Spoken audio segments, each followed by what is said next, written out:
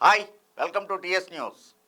IPL 17th edition match number 52 టేబుల్లో అట్టడుగు స్థానంలో ఉన్నటువంటి రాయల్ ఛాలెంజర్స్ బెంగళూరు తన సొంత మైదానం చిన్నస్వామి స్టేడియంలో last year runner-up present 8th పొజిషన్లో ఉన్నటువంటి గుజరాత్ టైటాన్స్ని ఎదుర్కోబోతోంది. ఇదే సీజన్లో ఈ రెండు టీములు అహ్మదాబాద్లో ఎదురైనప్పుడు హై స్కోరింగ్ మ్యాచ్.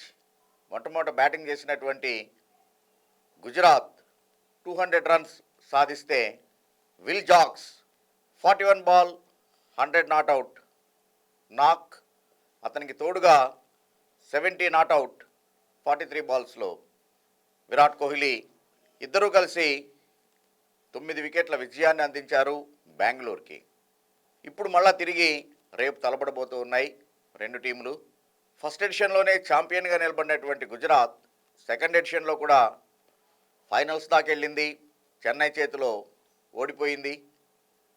కానీ ఈ ఏడాది అనుకున్నటువంటి ప్రదర్శన చేయలేకపోతోంది. దానికి ప్రధానమైనటువంటి కారణం సరైనటువంటి ఓపెనింగ్ జోడీ కుదరకపోవటం. ఈసారి వృద్ధిమాన్ సహా ఒకే ఒక్క ఇన్నింగ్స్లో, అది కూడా కేవలం 39 రన్స్ మాత్రమే సాధించాడు. మిగిలినటువంటివన్నీ ఫెయిల్ అవుతూ వచ్చాడు. ఈవెన్ శుభ్మన్ గిల్ కెప్టెన్సీ ఒత్తిడిని ఎదుర్కొంటున్నాడు ఏమో కానీ తన సహసిద్ధమైనటువంటి బ్యాటింగ్ చేయలేకపోతూ ఉన్నాడు. దాంతో పవర్ ప్లేలో సరైనటువంటి ఫౌండేషన్ పడట్లేదు గుజరాత్కి మిగిలినటువంటి టీములతో కంపేర్ చేసుకుంటే. అదే తరుణంలో ఇటు బెంగళూరుని కనుక గమనించినట్లయితే డూప్లెసిస్ వెంటనే అవుట్ అవుతున్నా కూడా కావాల్సినటువంటి ఫౌండేషన్ ద ఫైర్ వర్క్స్ చేసేసి వెళ్తూ ఉన్నాడు. ఈవెన్ గుజరాత్తో జరిగినటువంటి ఆ మ్యాచ్లో కూడా 12 బాల్స్లోనే 24 రన్స్. దాంతో ఒక ఎండ్లో కోహ్లీకి ఒత్తిడి లేకుండా ఫ్రీగా ఆడుకునేటువంటి వెసులుబాటుని కల్పిస్తూ ఉన్నాడు. సో అది ప్రధానమైనటువంటి తేడా రెండు టీములకిను. వీళ్ళకి ఓపెనింగ్ సమస్యగా ఉంటే బెంగళూరుకి ఓపెనింగ్ సమస్య లేకుండా ఉంది. కాకపోతే సాయి సుదర్శన్ మంచి ఫామ్లో ఉన్నాడు. లాస్ట్ మ్యాచ్లో కూడా 80+. ఆ తర్వాత షారుఖ్ ఖాన్ లాస్ట్ మ్యాచ్ అద్భుతమైనటువంటి సెంచరీ. మరొక వైపు అటు రషీద్ ఖాన్ కూడా ఆల్రౌండ్ ఎబిలిటీ. కాకపోతే ఆ మ్యాచ్లో రషీద్ ఖాన్ ఏకంగా 55 రన్స్ ఇచ్చాడు, unlike regular Rashid Khan spell. రషీద్కి అట్లాంటి బౌలింగ్ స్పెల్ని, అది కూడా వికెట్ లేకుండా కోల్పోయినటువంటి ఒకే ఒక్క wicket left arm spinner Sai Kishore సాధించాడు గుజరాత్కి. మరొకవైపు అటు బెంగళూరు విషయంలో లోకీ ఫర్గూసన్ వికెట్ని తీయటము తక్కువ అవుతోంది, ప్లస్ ఎకానమీ కూడా చాలా దారుణంగా ఉంది, ధారాళంగా పరుగులిస్తూ ఉన్నాడు. టాప్లీ లాస్ట్ మ్యాచ్ రెస్ట్ ఇచ్చారు, బహుశా రేపటి మ్యాచ్లో తిరిగి టాప్లీ బౌలింగ్లోకి వచ్చేటువంటి అవకాశం ఉంది. సిరాజ్ తన లయ అందుకున్నట్టుగానే కనబడుతూ ఉంది. సో ఓవరాల్గా అటు విల్ జాక్స్ కావచ్చు, లేకపోతే మ్యాక్స్వెల్ కూడా లాస్ట్ మ్యాచ్లో ఒక వికెట్ని సాధించాడు. సో వాళ్ళ స్పిన్ అటాక్ కూడా కుదురుకున్నట్టుగా కనబడుతోంది. ఓవరాల్గా బెంగళూరు బ్యాటింగ్ అండ్ బౌలింగ్ డిపార్ట్మెంట్లో లయని అందుకున్నట్టుగా కనబడుతూ ఉంటే 10 మ్యాచ్లు అయిపోయినా కూడా ఇప్పటికీ గుజరాత్ టైటాన్స్ తన విన్నింగ్ కాంబినేషన్ ఏది అనేటువంటిది చూసుకోవడంలోనే సరిపోతోంది వాళ్ళకి.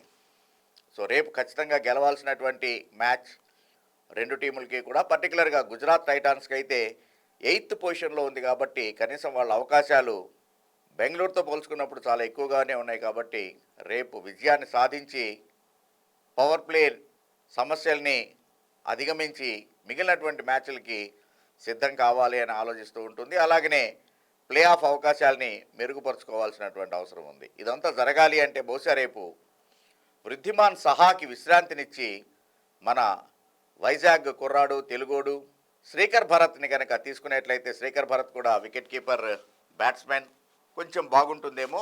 ఒకవేళ అలా కనుక జరిగేట్లయితే సాయి సుదర్శన్ అండ్ శుభ్మన్ గిల్ ఇన్నింగ్స్ని ఓపెన్ చేయటం, ఆ తర్వాత 3 డౌన్ లేదా నెంబర్ 4లో శ్రీకర్ భరత్ కనుక వచ్చేట్లయితే బాగుంటుంది. మనందరికీ గుర్తుండే ఉంటుంది, బహుశా బెంగళూరుకు ఆడుతున్నటువంటి టైంలో అటు దుబాయ్లో జరిగిన మ్యాచ్లో లాస్ట్ బాల్ 6 కొట్టి ఒక్కసారిగా రికనింగ్లోకి వచ్చినటువంటి శ్రీకర్ భరత్ అవకాశం కోసం ఎదురు చూస్తూ ఉన్నాడు. That could be a possible change in Gujarat 11. అలాగనే senior batsmen Kane Williamson, even New Zealand T20 world cup జట్టుకి కెప్టెన్గా కూడా సెలెక్ట్ అయినటువంటి కేన్ విలియమ్సన్ని కూడా రేపు తీసుకుంటారేమో 11లో చూడాలి. ఎందుకంటే కేన్ కనుక ఉండేట్లయితే మిడిల్ ఆర్డర్ని స్ట్రెంగ్తెన్ చేసేటువంటి అవకాశం ఉంటుంది. అలాగనే అటు మోహిత్ శర్మ ఏకంగా పరుగులు ధారాళంగా ఇస్తున్నాడు. మొదట్లో వికెట్లను తీసినా కూడా ఇప్పుడు ఆ వికెట్ టేకింగ్ ఎబిలిటీ అనేటువంటిది ఎందుకో తగ్గినట్టుగా కనబడుతోంది. So Mohit Sharma on top, break త్రూలు ఇవ్వాల్సినటువంటి అవసరం ఉంది గుజరాత్కి.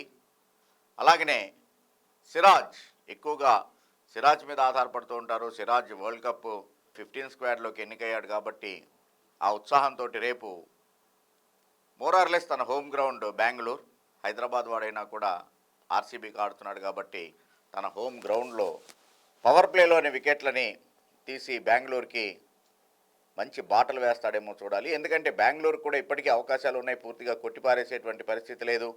రిమైనింగ్ 4 మ్యాచెస్ 4కి 4 గెలిచేట్లయితే కనుక 14 పాయింట్స్ తోటి ప్లే ఆఫ్కి అట్లీస్ట్ 4th బెర్త్ని సొంతం చేసుకునేటువంటి అవకాశం ఉంటుంది. కాబట్టి మేబీ సిరాజ్ వైపే అందరూ చూసేటువంటి అవకాశం ఉంది. అయితే ఓవరాల్గా చూసినట్లయితే ఇద్దరు టీంలు కూడా బలమైనటువంటివే. ఎందుకంటే అవుట్ ఆఫ్ 4 ఎన్కౌంటర్స్ రెండు టీములు చిరో 2 గెలిచి ఉన్నాయి కాబట్టి సమానమైనటువంటి ప్రత్యర్థుల మధ్యన రేపు సమరం జరగబోతోంది. Home ground conditions, home ground advantage బెంగళూరుకి ఉన్నా కూడా డూ ఆర్ డై సిచ్యువేషన్లో ఉన్నటువంటి గుజరాత్ రెట్టించినటువంటి ఉత్సాహంతో బరిలో దిగే అవకాశం ఉంది. కాబట్టి బహుశా గుజరాత్కే ఎడ్జ్ ఉందేమో అని చెప్పేసి చెప్పుకోవచ్చు రేపటి మ్యాచ్లో బెంగళూరు మీద. అలాగనే ప్రధానంగా మన తెలుగు కుర్రాడు శ్రీకర్ భరత్ రేపు 11లో ఉండేటువంటి అవకాశాలు కూడా చాలా ఎక్కువగా ఉన్నాయి. Thank you. Thanks for watching TS news.